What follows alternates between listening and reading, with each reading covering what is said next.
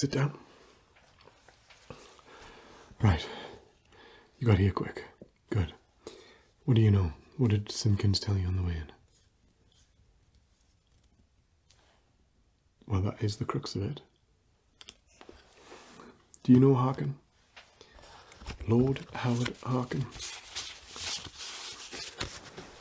Oh, here's that. I had them put a map up for me of the suspects that we've got. Well, he was murdered last night, as far as we can tell, quite late. I've got some of the files and stuff here. Let me have a look.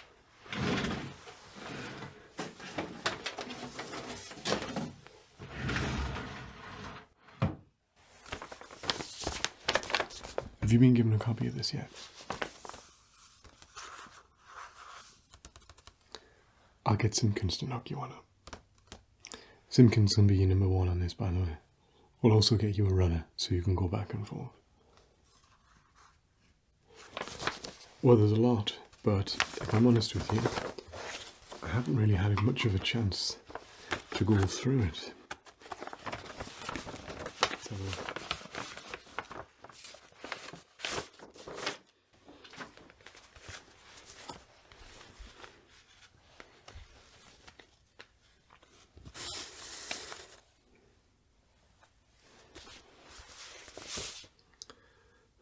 We've got an evidence folder here. I think there's I was reading one of them. What was I reading? That's right, yeah. We've got a letter from him. Looks like he was about to change his will. I'm almost certain that's relevant. We'll give you that. You can have that. These are not copies. These are all the real stuff. So be careful with them. Letter from his lawyer. You'll definitely want to speak to him.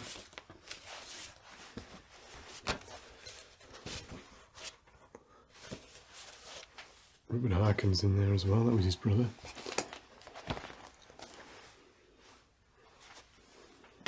Let's have a look. Let's have a look at the main dossier.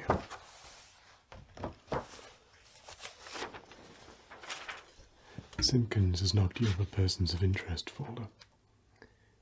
She's actually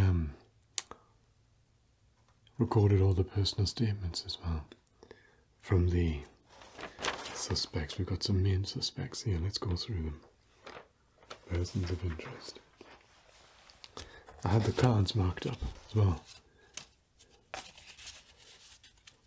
that we usually use. Right, first himself, Howard Harkin, 48. Trade magnate, 56 Prince Albert Gate. It's a massive house, by all accounts. 5'9", blah blah blah blah blah. Basically, neat, tidy. Basically, he's a huge businessman. I actually had a phone call from the palace, talking about how this has to be handled very quickly and very discreetly, which is why we've picked you for it. On all accounts, not a very pleasant man. Just ruthless like all the businessmen are. First person in here we have is... We'll get to that. We'll get to that. Well, yeah, strangled. Snapped his neck. Gone. Apparently, it was quite quick. That's what the doctor told me anyway. I haven't read his report yet, I'll leave that to you. Lady Constance Harkin was Lady Sancroft of the Sancrofts. Lady of the house. Obviously, most people, when they commit a crime like this, are known to the person, and your number one priority is always going to be the spouse. So she's definitely in there. We have a picture of her. Let's have a look. Where is it? Oh, there she is. I'll leave the cards with you, as I say.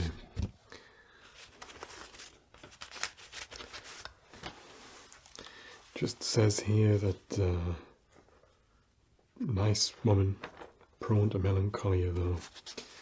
Being treated for some condition by Dr. Hawthorne. Obviously we'll look at that. Now this one is to be handled with kid gloves.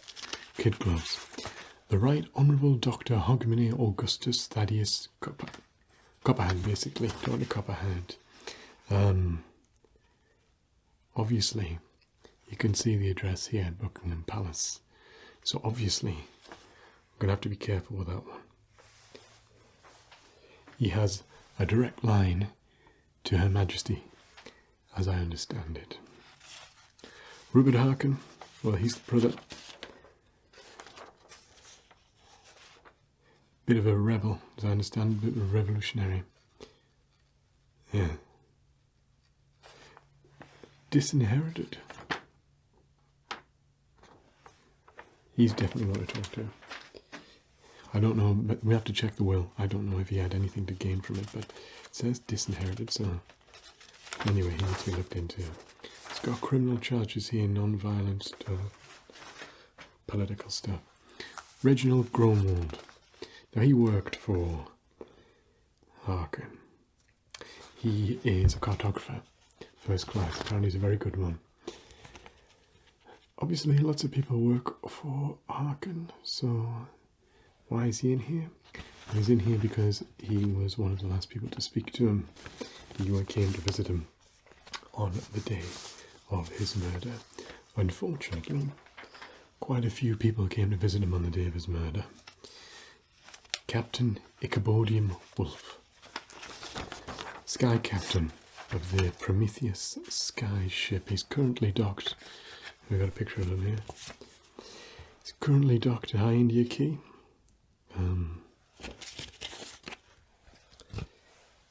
Apparently he's a little bit mixed up, shall we say. It's almost like he's in a dream all of the time, I've heard. Yeah, they do have that, don't they? That sky madness. I don't know if it's that bad, but there's something amiss. Father Silas Gray. Got a picture of him here in a moment. You'll get the pictures, right? Is he up there? He's down there. Is that one there? Ancient. He's 78 years old now, you think, and he's a priest as well. So you think to yourself, well, a 70-year-old priest is not going to be top of the list. And I would agree with you. But he is 6'5" tall, so he is massive, and he is incredibly strong as well. Resident priest, and most troubling of all, virtually everybody in here doesn't have criminal record charges, except for Rupert, who has a charge for like protesting, all that sort of stuff. Someone who wants to bring down democracy and our government.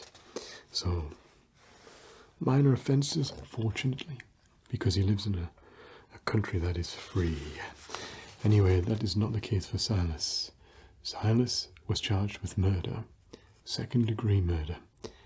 He murdered a Thomas Jodstrode. He was only 23 years old at the time, so it was a long time ago. But Jodstrode apparently robbed him. Robbed his friend, in fact. Report was filed, and he came across him in Regent's Park. Subsequent argument broke out, and he beat him to death with his own cane. So the brutality was deemed that even though the actual stolen goods were found at Jodstrode's, the brutality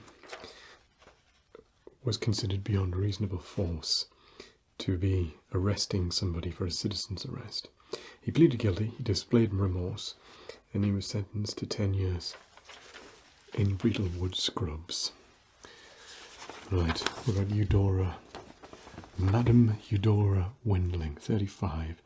She's a psychic and medium. I don't follow this sort of thing, but apparently she is very famous. One of the most famous mediums that there is. Preeminent of psychic London. Howard Harkin seemed to speak to her quite a bit. On matters of business. Perhaps he believed that she could see the future. Autopsy report here.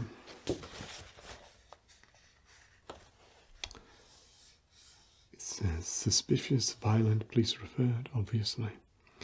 Between 7 and 9 p.m. on the 29th of February. That's based on rigor mortis. There are also some witness statements here. Did I say the witness statements were? Okay, yeah.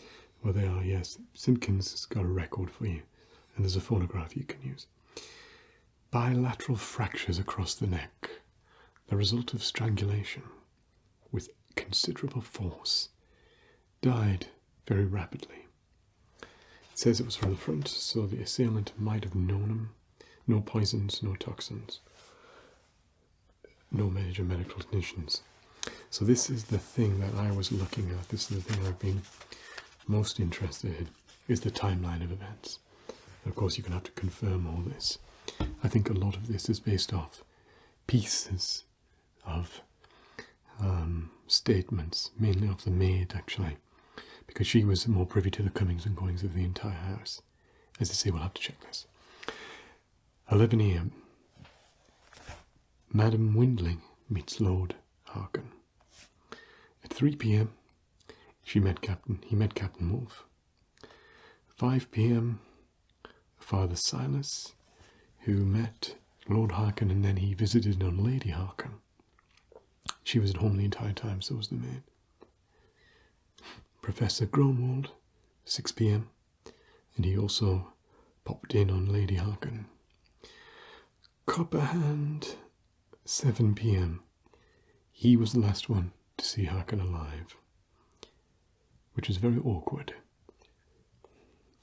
7:45, his body was heard. Great clatter to the ground at 7:45 in his main office right at the top. Apparently, both Lizzie and Lady Harkin rushed upstairs and found the body 5 minutes later, perhaps. Lizzie left 8 o'clock, get the police, 8:30 local doctor, 8:45 doctor arrives and seals off the murder. 9 p.m. Silas arrives at the scene and delivers the sacrament. Nothing was taken. He was found dead in front of his desk, surrounded by books. Not sure if this is even relevant, but the books were 2 encyclopedias, A through C, H through K, Holy Bible, A People of Import. That's that catalogue of the elites of the British Empire, yeah. Limited Companies, a company house ledger, History of the Roman Empire, volumes 1 and 5. There was a golden cog adjacent to the body, stamped ABC. There was a tarot card depicting a man stabbed several times. And there was a rope leading to the pavement outside attached to the desk leg.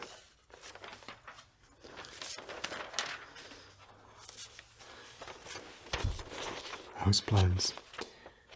I'll leave that with you, but I think you can see here at the top was the office. 3 stories. Not as big as I thought it would be, actually. I sketched the tarot card out there.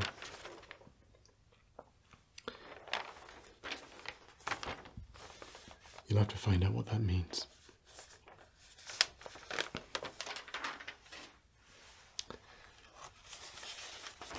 Sketch the golden cog. It's much bigger. This was 1/2 inch, not this wide at all, 1/2 inch in size.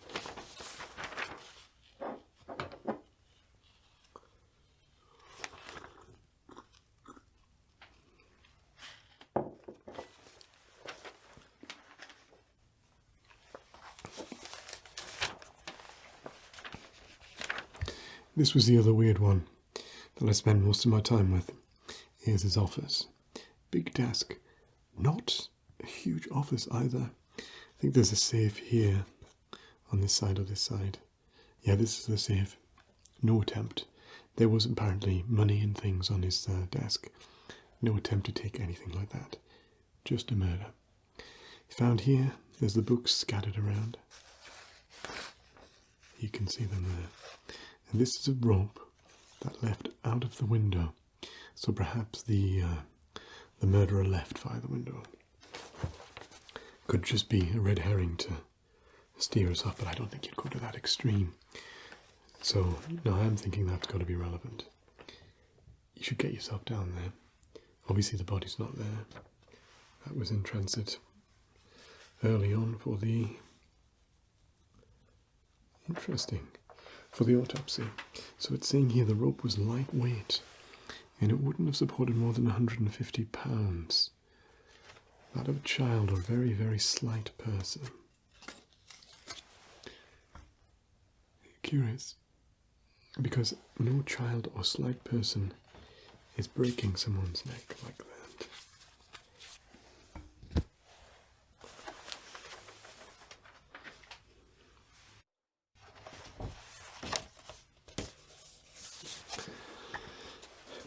Yeah, so that's the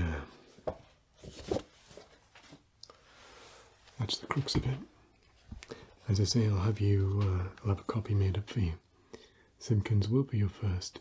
She will take notes on the interviews and things like that. Oh no, we've got them downstairs now. Yeah. They're going nowhere. Lady Harkin's back home because of, obviously, it's quite a shock to her, but everybody else is down there waiting. And once you kick off the interviews, we'll bring Lady Harkin in.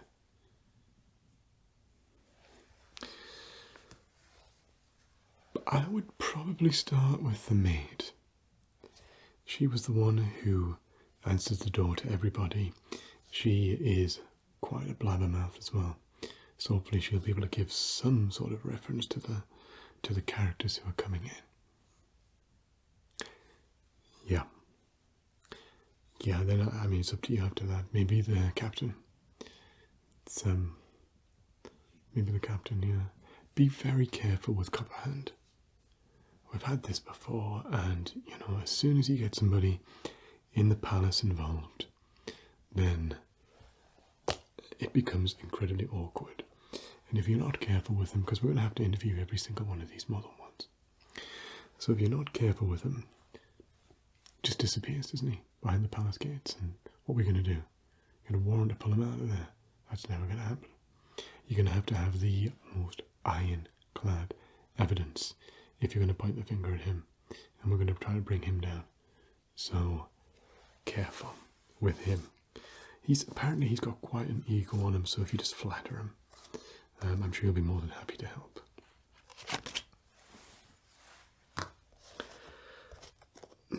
I don't know, I don't think so. Well, maybe. Yeah, he does have that hydraulic thing, doesn't he? Maybe. Definitely look into that.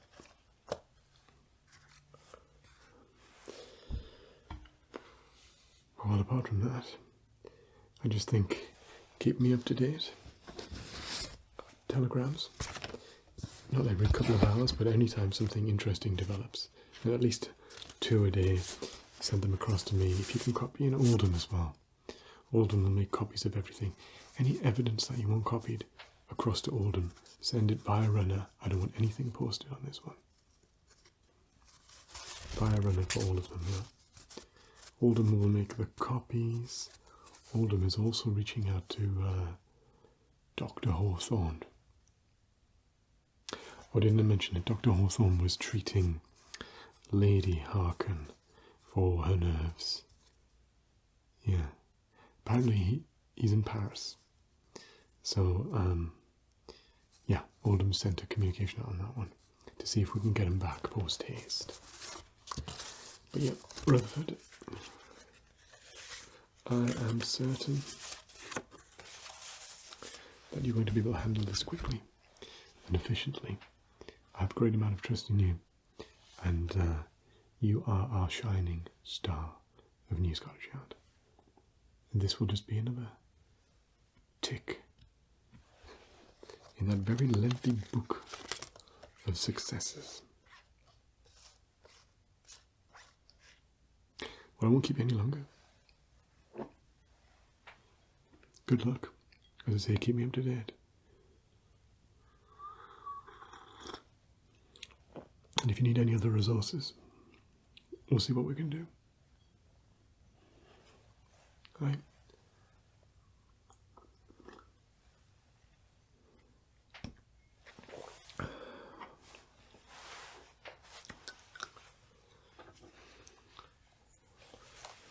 Not going to be a nice one, that.